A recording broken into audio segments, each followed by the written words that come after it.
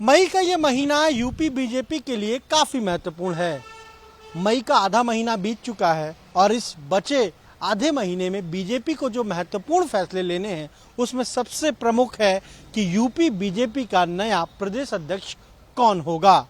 हालांकि सूत्रों की माने तो 2 से 3 दिन के भीतर ही बीजेपी के नए प्रदेश अध्यक्ष के नाम की घोषणा हो सकती है और 2024 के लोकसभा चुनाव को देखते हुए बीजेपी नए प्रदेश अध्यक्ष के चुनाव में जाति और क्षेत्रीय समीकरणों को भी पूरी तरह से देखेगी। इसके अलावा जो महत्वपूर्ण फैसला बीजेपी को इस मई महीने में ही लेना है वो ये है कि अप्रैल में विधान परिषद की 3 सीटें खाली हुई और मई में 3 सीटें खाली हो रही हैं। ऐसे में सरकार में अभी योगी 2 में 5 ऐसे मंत्री हैं जो किसी भी सदन के सदस्य नहीं हैं। तो माना जा रहा है कि उन 6 सीटों पर 5 नाम तो वही होंगे जो मंत्री बने हैं, लेकिन 1 सीट पर बीजेपी किसे विधान परिषद भेजेगी ये भी एक महत्वपूर्ण फैसला पार्टी को इस मई महीने में लेना है।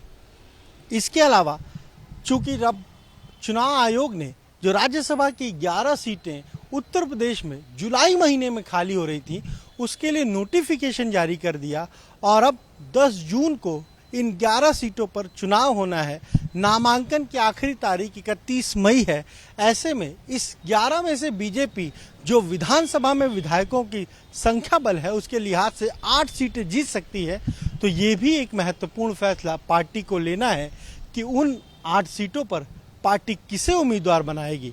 क्या 24 के चुनाव को ध्यान में रखते हुए क्षेत्रीय जातीय समीकरणों को, अन्य चीज़ों को भी इसमें देखा जाएगा, इसका भी ध्यान रखा जाएगा।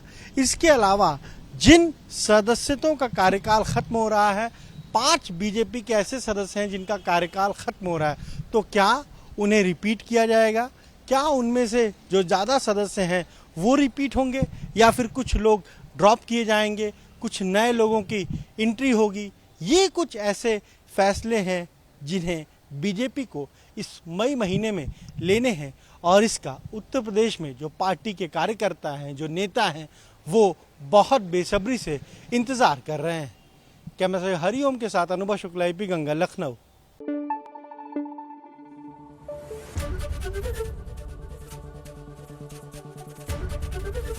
एबीपी गंगा, खबर आपकी, जुबान आपकी।